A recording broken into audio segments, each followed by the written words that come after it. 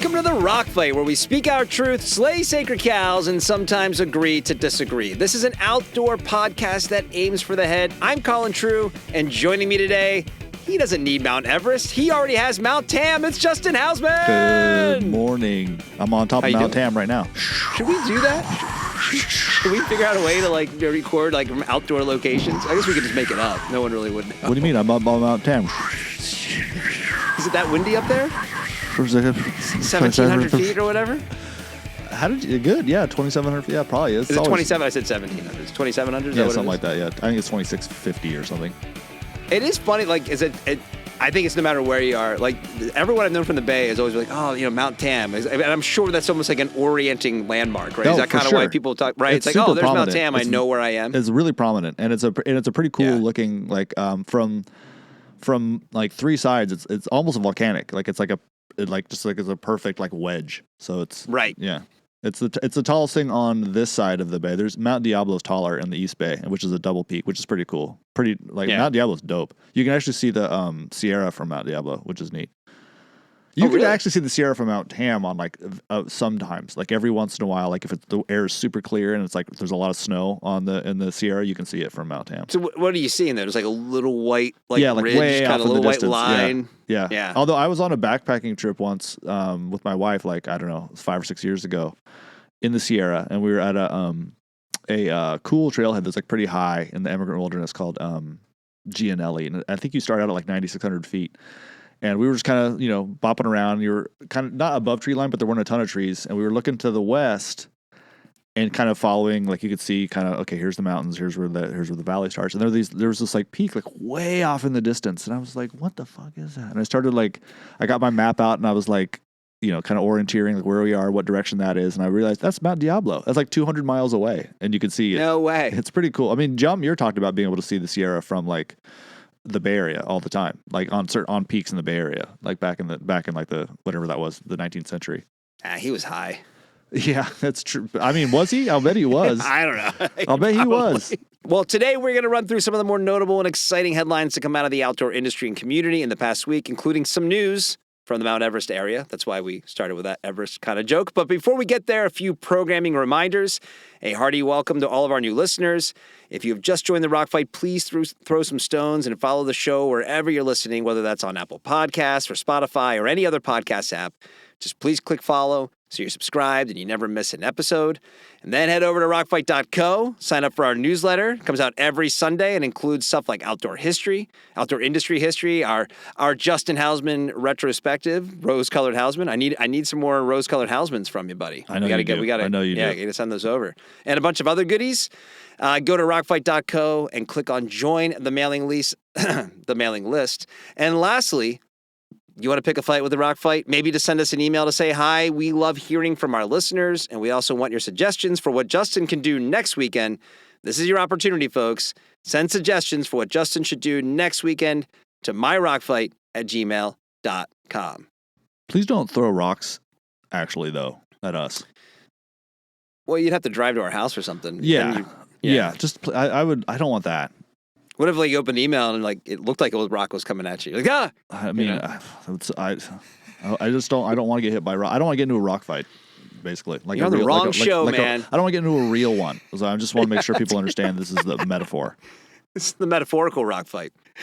All right, well, we're recording this on Friday, May 3rd. See, I got it right in the outline. You sure did. I did, right? And you're hearing it. I probably almost screwed it up when I was writing this yesterday. And you're hearing it on Monday, May 6th. Which means that in between then and now, we had ourselves a weekend. In fact, Justin and I, while you're listening to this, we're still on our weekend because it's time for America's favorite podcast segment. Not what is Justin doing this weekend, but what are we doing this weekend? Presented by Long Weekend Coffee. Justin, what are we up to this weekend? We have plans this weekend? I was just gonna. Yeah? I'm going skiing this week. I'm going to snow. I thought you knew. Am I just going to be in the parking lot, that campground, wandering? Justin! Justin, are you here? We're doing our first annual meet and greet, Colin. Woo! A little mountain bike meet and greet. See if you're real after all. So I'm convinced. And am I sure? Well, when my wife shows up just wheeling a TV with my head on it like Max Headroom. That would be so amazingly cool. That would be cooler. I hate to say it. That would be cooler. Like tie the TV to a bike. Yeah. Just like, We're gonna okay, all right. I can do this, buddy. Yeah, let's do this. That would be so Like amazing. an 80s after school special, Yeah. like your friend the TV I've or always something wanted like to be that. real. And you're just... It's a modern adaptation of Pinocchio. Trying to drink a beer with you, just like clinking it on the glass on the screen. Call me R2D2 cool. and That'd stuff. be so sweet. That'd be so sweet. Well, we're headed down to beautiful Montaña de Oro State Park in Los Osos, California, the Central Coast, to do a little mountain bike riding. We're going to do some surfing, but it's going to be windy as hell, so we're not going to do that. That's our plan. We're going to drink some long weekend coffee. We're going to... Oh, yeah, we got to bring some long weekend coffee. Do you have a grinder, like a little hand grinder? Oh, yeah. Oh, you kidding me? Okay. All right. You're in charge of coffee. Yeah. That's good. That's smart. But yeah. And longtime listeners will remember that I'm not a huge fan of camping, and that Justin is a huge fan of camping, so I'm just going to be relying on him the entire time. Such a mistake. Such a huge mistake. All my camping is solo. So, I'm sorry, you wanted a grinder you could use too? I don't think so. Yeah, I brought 3.6 ounces of carne asada. That is not enough to share. All my like camp equipment is like Justin. It says it's labeled and then in parentheses only child underneath it. So just so that you know that I do not share my stuff. What's parenting like as an only child? That must be tough. You have no point of reference for siblings or sharing or being fair. No, because like when one kid grabs it from the other kid, I'm like, yeah, I get it.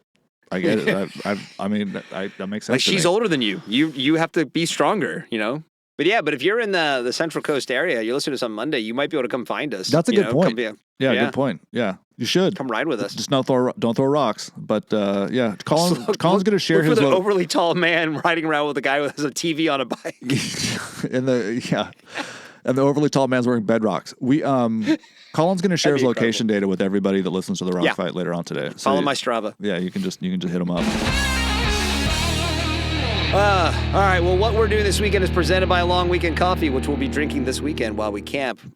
And we are taking suggestions for future editions of Justin's Weekend, which is typically what we talk about in this segment. But if you want to start your days off and your adventures and all your weekends off the right way, you head to longweekend.coffee, you load up on a batch of beans, and then you check out and you enter the promo code ROCK10 at checkout, and you'll get 10% off your first order.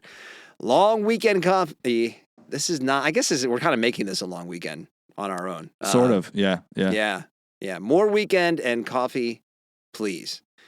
All right, so first thing I got for you today, I was reading an article on the trek.co, which is like a hiking and backpacking site. Yes. And there was an article this week about two scientists who thru hiked the PCT last year. Yes. And they stopped every 10 miles. Have you read this? No.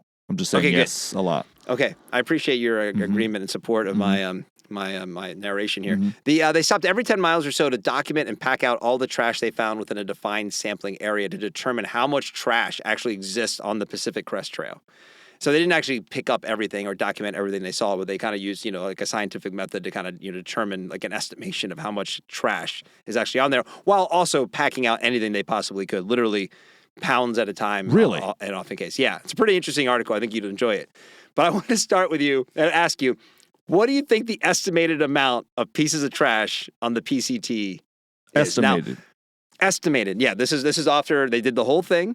They would, like, every 10 miles, they would stop. They would take soil samples. They'd find things. They found everything from, like, a butter knife to car parts, right, which they didn't, backpack that out, right, the car parts. But car parts?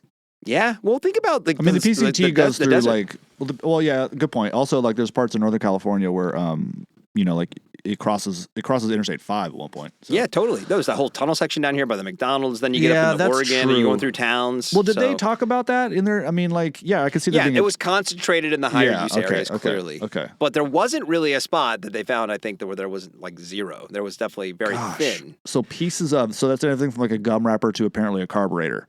Yes. Along the entire 2,650 mile length of the PCT. Correct. I've got 10,000. 200,000. Holy shit. Yeah, that's what I was like, that's a really big number. Wow. Right? I would the other thing that's too. amazing. Go ahead. I just would like to know how much of it was like, I would like to see, did they plot it? Yeah, there's a ton of info. The article I linked it. It's in the in the outline. I think you should definitely check it out. I'll send it to you later so you can read it. I think you'd really enjoy reading it. But the thing they point out, which I thought was interesting, it's like there's most of the stuff is kind of incidental. Like it's inevitable if you're out there, you're going to litter, like unintentionally, like just use something Like accidentally. something in your pack. Yeah, like then like little corner from that packet of goldfish or whatever falls on the ground, right? Yeah. It's really hard if you're out there for 6 months That's to true. not leave Yeah, something I guess behind. that's true. Well, another thing they mentioned is like sometimes, the tip of your trekking pole breaks off and you don't notice until the next time you stop. Yeah. Right? Now that's left behind. Yep. So it is kind of inevitable that we're going to muck things up even with best intentions. But man, 200,000 pieces of trash, that's a lot. I mean, I guess I've seen like photos of people like packing out trash on the PCT with like giant garbage bags full of it. But I always just sort of assume those are in the high traffic areas. I mean, I'll say I don't really encounter a whole lot of garbage when I'm like way out in the middle of nothing, Yeah. I guess I have. And if I do, it depends. Like if it's if I'm, even if it's like dispersed camping, but I'm in my car, yeah, you're going to find it's like, sadly, like shotgun shells and like bottle caps. But, backpacking, once you get out of the like obvious spots, like it's pretty rare that I find anything, but I guess you do, I guess you sometimes do. Yeah, I think even stuff that's close to a population area, like, if it's like a mountain bike or a trail where people run or hike a lot, I mean, you find like the occasional like empty goo pack, things like that. And I tend to pick stuff up if I find it. Yeah. But I think for the most part, I'm not usually like disgusted, like as I'm hiking on some of these places, even like on PCT, like close to my house where it's close to Lake Julian. It's like, it's near a road. You'd think like, oh, it's easy on and off. A lot of people out here, but it's usually pretty clean. But it kind of makes sense. I mean, it's a long way to go. How many bodies did they find? Yeah. They didn't want to disclose that. But yeah, pick up stuff. Like I'm amazed that people don't pick stuff up more often. I mean, I don't always, but like even around town, like if I'm walking downtown, if I'm just on a walk and I see like a can of like someone, had a beer on the alley and left it, I'll pick it up and toss it in the recycling bin. I'm always amazed when you see people like note something and then walk right past it. Keep walking by. I have done that and then immediately felt guilty and go back and pick it up. You're like, oh, there's that thing there. Like, I should pick that up. And you go to pick it up. Yeah, the kind of bike path that's along the kind of main road near my house, it's a really busy road. And I think there's often trash out. I think it's probably mostly because of like high-speed vehicles and like probably stuff flying out of the back of like pickup trucks or whatever.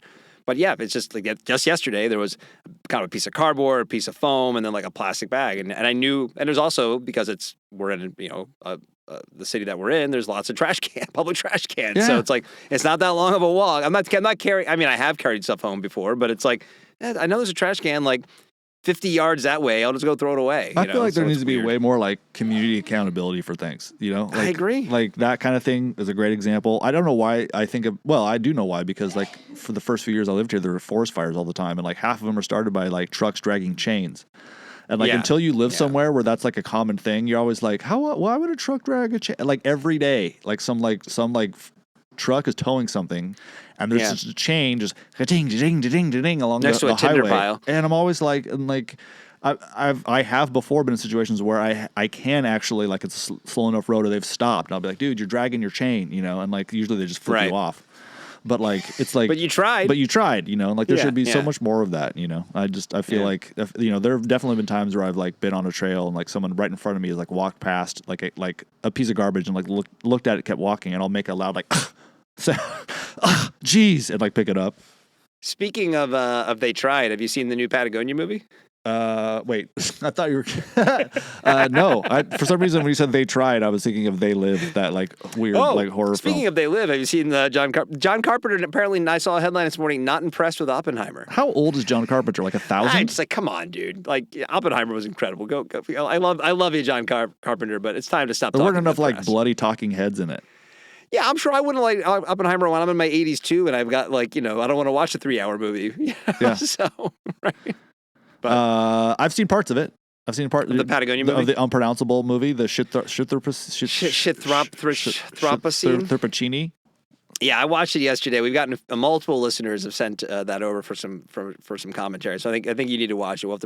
Maybe we'll address it formally down the road. But okay, they've put out a bunch of movies lately too. By the way, I usually like Patagonia movies. I didn't like it. I think they have a self-awareness problem. I don't think they quite understand who they are anymore, or they're trying to be something that they're not. I get that. Well, I will watch it. They put out a bunch of other like movies that aren't about themselves, like in the same week, like Leave It to Beavers, where it's like about beaver dams, and like another like a follow up to Undammed, that really good dam movie they put out a long time ago. which is a really good movie, by the way. Yeah, That's a good one. I watched a couple of those, but no, I haven't seen it yet. It's long. It's like an hour, right? Or like 45 minutes. Yeah.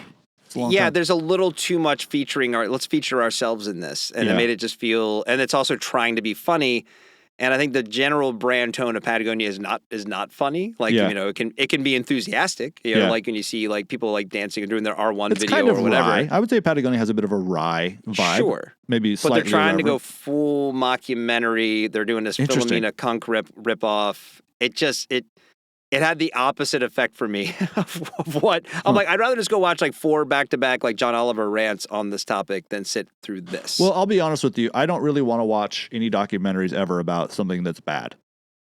Well, and that's their point, is they're trying to bring some levity to the situation, right? But about fast fashion and whatnot. Sure, but like I know about fast fashion. I know that we have too much stuff. I know that like capitalism is probably horrific. I'm at this point pretty well convinced that like Western civilization is like the worst thing that's ever happened. Like I'm there. Like I know all this. Like I don't want to watch a documentary about like Ukraine. I don't want to watch a documentary about Gaza. Like I don't feel like I need to. Like I already.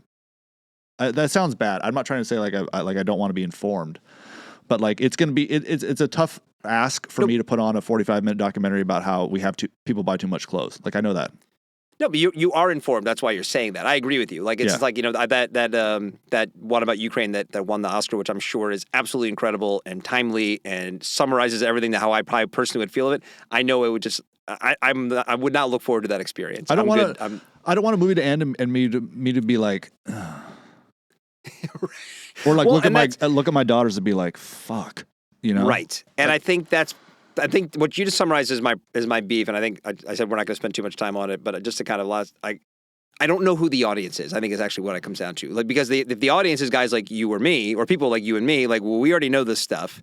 And I think the tone of it was off-putting enough that if you're not already a Patagonia fan, it might have the opposite effect, and you might just be like, stop pumping your own tires so much in this film. So that was my takeaway. Is like, I guess, good job on the swing. You took a big swing. You tried something new that you've never done before. But this on the heels of fashion is none of our business, then this is just a little kind of continuing that trend of like, you got to get that self-awareness back. Go back to sewing in, vote the assholes out labels. That was great. Don't buy the shacket. Great. These really sort of simple things that are really impactful. So that's just I'm reserving judgment until I see it. I mean, I stand by my my sort of waffling belief, or not belief. I don't know what I'm trying to say. That like I don't know enough to know like whether or not it's more impactful to have a huge brand that sells a lot of stuff but gets the right message out versus just not like existing at all. Like I don't know what the answer is. And I tend to like all the other movies that they made last week are like really good. Really good. And very impactful and very important. So I tend to give Patagonia the benefit of the doubt. I'm going to watch it. I think maybe I don't know. You just said you weren't going to watch it. I did. I said, but now I feel like I should, so we could talk about it some more. But I you know what I did watch that I really enjoyed that made me feel like $1 million. This awesome like series on I think Disney about octopuses. So great. This wasn't the octopus teacher one, was it? No. It's probably similar, but it's I don't remember what it's called. The Kingdom of the Octopus, The Rise of the Octopus. It's just amazing. And like when it's over, you're like, God, I love life. I love the planet. I love all this. And I'll be honest. I'm much more likely to be like thinking about my impact on things and what I can do about something, watching something that's like really beautiful that isn't even talking to me about like, oh, and by the way, they're totally fucked. It's just like, hey, look at all this amazing stuff. It's like that's what makes me want to like pick up litter and stuff, like go outside and like do the right thing. Not like I just don't need any more. Like we don't cover negative stuff anymore at Adventure Journal. Like we just stopped. It's like what I don't need to write about the Pebble Mine. I don't need to write about like something that's been devastated. I mean, it just doesn't seem to. I don't know. That's just not that's not the kind of news I want. Let's get into some headlines. Let's get into some heads. So we talked a few months ago about the news coming out of Everest of some new regulations to control littering and poop on the mountain and the kind of the out of control growth happening there. Well, there was some news this week. Actually, a lot of news came out of Everest this week. And per explorersweb.com, Nepal's Supreme Court has ordered the government to limit the number of climbers allowed on Everest. It also bans helicopters above base camp on all its mountains, apparently, which they've been shuttling stuff up and down Annapurna lately. Yeah. But it orders new regulations to limit garbage on its peaks as well. So according to the justices, the government can only issue climbing permits after specifying how many climbers will be allowed according to available capacity, and helicopter flights above base camp will be banned except for rescues. And finally, climbing teams must submit a list of gear and supplies they are carrying up the mountain and must leave a deposit. And they receive back their deposit only after proving that they brought everything down. That's a cool idea. That's a really cool idea. This is like a huge leap forward. That. We should do that somehow. Like, this would obviously be a huge headache, but it would be kind of cool if I don't know how that would work. There's no way for it to work. I was just going to say, it'd be kind of cool if, like, when you went to get like a backpacking permit somewhere, they like weighed your pack, and it's like, if it weighs less when you come back, you're like, we're keeping that deposit. You take your food and water out and weight your base. And right. Like, did you leave something out there? But like, that's cool. Did you know there's 200,000 pieces of trash on the PCT? Yeah, that's a cool idea. Good for you, Nepal. But that's only on the Nepal side, obviously. It's only on the Nepal side. I mean, it's gonna be, how are they gonna enforce it? There was some mentions in the same article about, some of the richest outfits are partners with the helicopter business, so they're already getting pushback for it. But I mean, none of this stuff happens without, you got to start somewhere. Yeah. I mean, I don't know how, I actually don't know. I mean, I have no idea if you don't get a permit, what happens? Like, what, is there somebody checking your permit? Like, I've never understood how that works. Like, and I got to think this will start next year, right? Because there's already people on the mountain. It's prime climbing season right now. So I just I could look into that, obviously be an easy answer, but I've always wondered about that, so because you have to pay a lot to get a permit. Like, I think, like, it's a significant amount of money, I think. It is. But I don't think they cap it. But also, who's checking? Like, do they? Right. Like, who's rolling up to that badass new sign at Everest Base Camp going, all right, let's see your permits. Is that how it works? I don't know. Have you ever seen that? Have you ever heard of that? No. Me either. Well, and actually, that kind of segues into the next piece that came out of Everest this week. I sent you that video. Like, we always hear these stories about about Everest Base Camp, about the trash on the mountain or whatever. Well, someone shot an aerial view of Everest Base Camp this week. Yeah. Do you see how vast it is? It looked like Lollapalooza. Yeah, maybe bigger. That's they don't do it in Lollapalooza anymore, right? That was like when we were kids. No, they do. There's one in Chicago this summer. Okay. I should have said Coachella. Trying to date yourself there? No, I didn't mean to. I'm like, wait, is that even a thing anymore? Should I have said Coachella? Whatever, boomer. Hey. Not even close, asshole. I'm older than you. Yeah, exactly. But you're not even close. Come on. Yeah, I wish. God, I wish. You were a boomer? Yeah, we would be having the show. We would be probably retired and like. That's true. We'd be hanging out and like we wouldn't be worried about anything. Isn't that amazing? We'd be worried about nothing. Or we'd be worried about something that was stupid. But, right. Well, Trump's going to come along and save us pretty soon. It'd be great, God, I wish I was a boomer. Anyway, what were we talking about?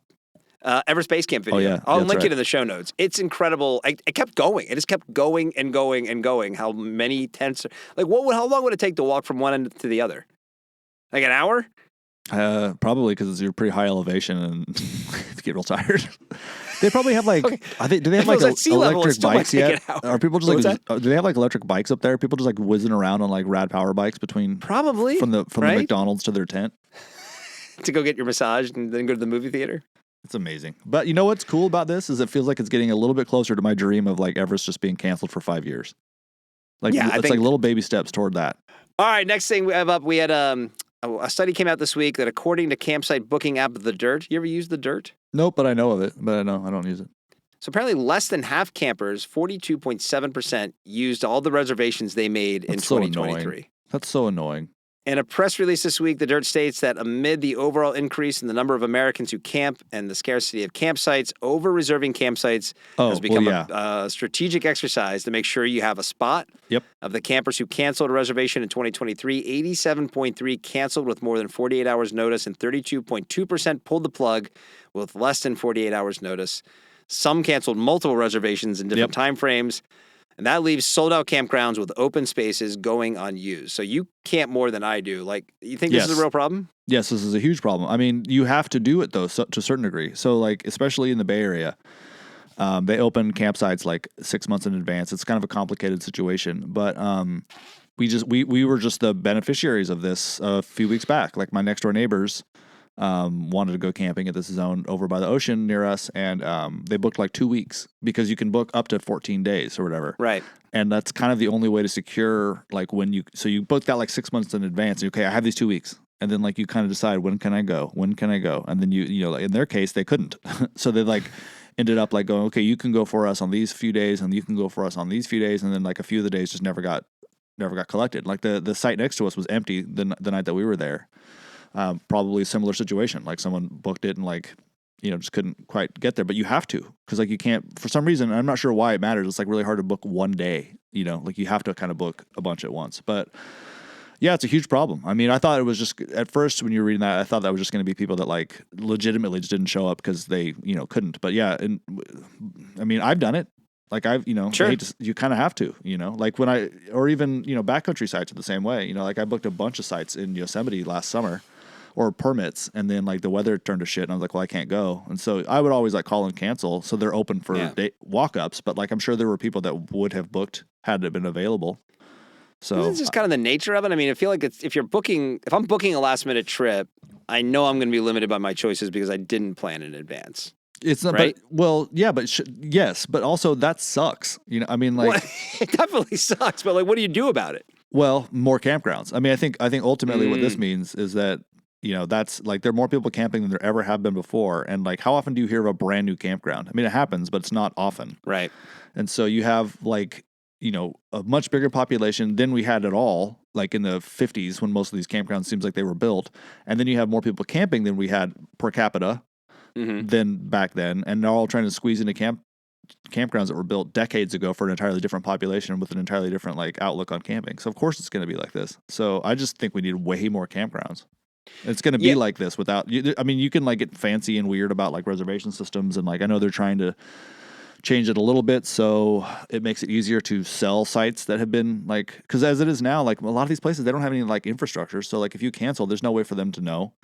There's no way for them to like check, so they're out in the middle of nothing. And so, so if there's newer ways apparently to make it easier to buy sites that have been canceled, which is cool. But honestly, just more sites. We just need more campgrounds.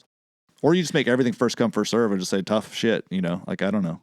I was saying that's an option. I mean, it definitely, I feel like it impacts people, especially like on the East Coast where you don't have the abundance of BLM land like we do. Like if we decide last minute, I want to go camping, I can't get a reservation. There's places we can still go, right? I very rarely use campground reservations because unless like if it's in the summer, I never do for the most part because I'm just dispersed camping. Yeah. So the only time I really do is when the mountains are like covered in snow. So right. And it's a huge issue. I don't know what to do. But I mean, here, I live in a place that's very outdoorsy. There is one. That's not true. There's two. Only one of them is really desirable. There's like one campground area, one state park that people really want to camp at. And of course it's always booked. You can show up midweek, maybe, but not in the summer. But like you could now maybe get a site, but in the summer, it doesn't matter. It's always booked. There's another less desirable one kind of on the other, kind of inside the bay. Or not inside the bay, but like facing the bay where it's hotter and it's not quite as nice. And like you might be able to get sites there, but not really. But that's it. There's nowhere else to go. There's literally no other campgrounds. So like millions of people live up here. I don't know. Maybe this is a matter of like what you want to do. Because like the idea of like if I live in Oakland and like that one on the other side of the bay is like I probably wouldn't want to go camping there anyway. Well, there's other ones. I mean, those are like in Marin. Like there's other. I mean, like Oh, there you're talking about that. Well, okay. Well, even say Sam Taylor near your house, right? Like I know you like to pop up there with the kids every once in a while, but it's like that's not your preference. If you want to go camping, you wouldn't be like, oh, let's just go to that place. You'd want to go somewhere else where you don't normally get to go. That's 100% true. So yeah, good point. But I mean, this is kind of what I do for a living. So there's a lot of people who go camping once a year, But the Bay Area is notoriously bad for it because it's a pretty outdoorsy community, and there's no open like public lands around here. None. You have to drive at least 3 hours to get to anything like that. So, but really a little bit further, really. So it's for the most part, you got to book your sites, and it makes it really hard. And everybody grumbles. Everybody hates it. I don't know anybody who doesn't. I don't know, man. I'm kind of in there. Like, you can always find some place to go. Like, there's a place. You really? Yeah, sure. I swear to God, man, you would not. Well, if you're booking 6 months in advance, yes. But if it's like Thursday, like, oh, the weather looks great, let's go camping this weekend. No, you're screwed. You can, what you can do? You can pay $100 a night at a hip camp.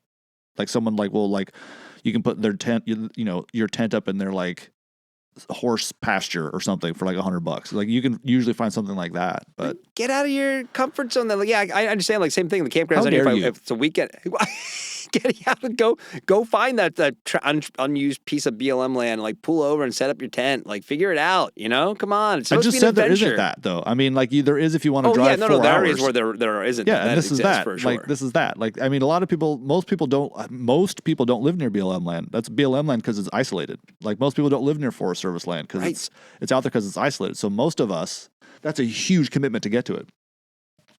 But you know what else you can do? You can just camp in your house. That's what I'm saying. You make a little tent. Get better at planning. It's pretty cozy. I don't like that. That's the thing. This is actually a big like issue with me.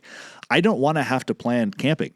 Like the whole fucking point of camping is like I want to sleep outside tomorrow. You know, or like the mood struck me to go outside, and like that's why people like I love to talk crap about like Denver or like Colorado generally speaking because I'm really envious of it because it's like you can live right in all these places where you can just like backpack from your house. You know, like there's so many options there.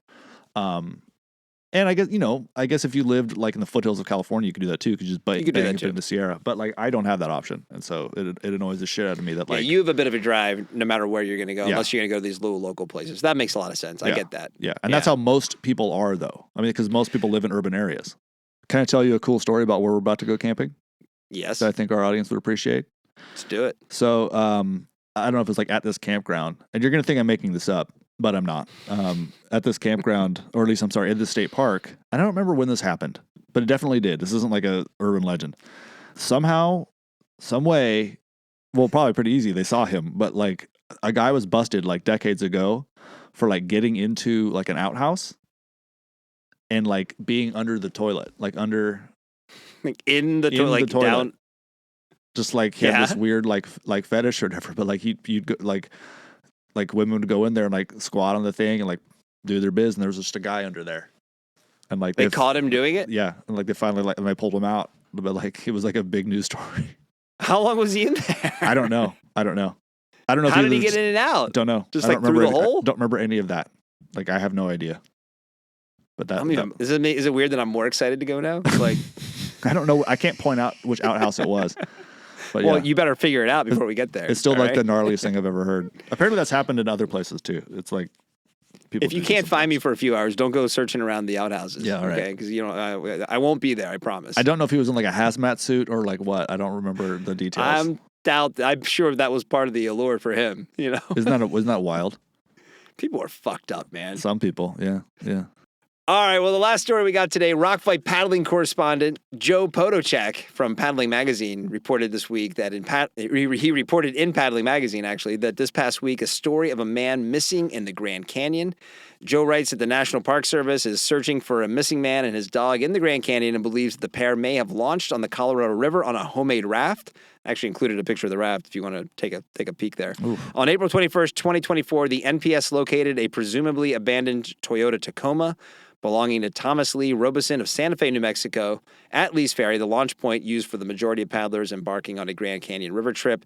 In a press release, the Park Service published images of Robeson, who's 58, with his 11-year-old Welsh Corgi, along with a photo of the homemade wooden raft. Neither have been seen since this writing on April 29th. Are you looking at that? I'm looking at it. So this picture, where did they get this picture? Like he took it himself? I don't know. That's the one thing I didn't say I looked for. I don't know where they got the image, but I think they seem pretty confident that this is what he was on. For the folks listening, it's literally like 3 planks of wood that somehow like kind of in a very rudimentary way lashed together. And he's got they have some pretty intricate carvings on them of like fish and plants and or stuff. whatever the aliens told him to carve, like but he also has an old school, it's not even a PFD, like an old school life jacket, like an over the neck one also that like will really keep you well afloat. Illustrated. Yeah. So, my guess is like we're never going to see this guy again, right? I mean, it was his. It's more of like what's his intentions here? Okay, so 58, so he's not that old. I mean, this is I don't. He took his dog. Yeah, down the Colorado River. I just read a story the other day about this like crazy billionaire guy who I forget which, like a mountain you've heard of, like went like mountain climbing and like apparently just like walked off, and everyone was like, oh, he died, I guess. Oh well, and like they had like a funeral and everything. Like No, He never found him? No, they did. He just like went. He's like living in Cyprus with some like 19-year-old girl or something. So I don't know. Maybe it's something like that. I don't know. That's actually, I hadn't considered that. I'm thinking, is this a suicide thing? Like, is Maybe. he just sort of like, hey man, if I'm gonna go, I'm gonna load up my dog on my 3-plank raft and go paddle down the Grand Canyon and see how long I can last. Bodhi at the end of Point Break, where he's just like, you know what, like, let me out. I got to do it. You know, like I don't know. That's gnarly. That sucks. I do love the renegade spirit, though. I think we should celebrate people who want to charge into the wild. Absolutely. Yeah, I don't have an issue with that. I know that there's like issues with like, okay, it costs money to rescue people when they do something. I totally get all that. I understand that. But the spirit, I totally celebrate. Yeah. I mean, he did, I don't care what obviously he had weighed the potential outcomes here. I mean, but you go on to the Grand Canyon, it's going to be gnarly even if you're with a seasoned guide, right? Yeah. I mean, it's like there's a lot of things that can happen there, and you're on what he's paddling on. I'll make sure I link to that too in the show notes. If you folks at home can see what we're talking about. But I think it's just kind of like, good for you. Like, if this is the guy, this is the way I'm going to go out. Or if he's in Cyprus with a 19-year-old and his little corgi, and this was just like to mislead everybody. Whatever, good for you, man. Well, is there any sort of like crazy thing you flirted with doing in the backcountry? Like, you ever kind of like or what would your equivalent be? Because there was another story, I forget the name. It's a good question. There's someone who I'm pretty sure they decided it was a suicide. He went up on Mount Lafayette, which is in the White Mountains in New Hampshire in winter, and just sat down and just and he froze to death. Right? I mean, it was an exposed day. It was like windy and like probably what a wild way to do it. Yeah, and I should find. You'd actually find the story probably pretty interesting. I'll find the details on it, but like that was just sort of like, all right, this is it. And went up there and punched out. Now, no, kind of a bummer to the people who had to bring him back down. Well, right, yeah. I mean, that sucks. I've never really thought about it. I mean, I've read plenty of stories about people like making homemade rafts and doing these like wild things or whatever. But no, I don't think I have like a big ambitious wild sort of thing like that to do. At least not that I've ever thought of before. I mean, look, I think there's probably a good chance on our Grand Canyon guy that, maybe he's intentionally, trying to end his life. At the same time, I really hope he turns up and we learn more about like what he was thinking. He's like, off on his 3 planks. He's managing a Cinnabon somewhere. That'd be the best. Yeah. Have you met, what was his name? What was his name? The Grand Canyon guy? Thomas Lee Robeson. Yeah, you met Tom? He's got a corgi. He manages a Cinnabon down the street at the airport. I was talking about the Grand Canyon.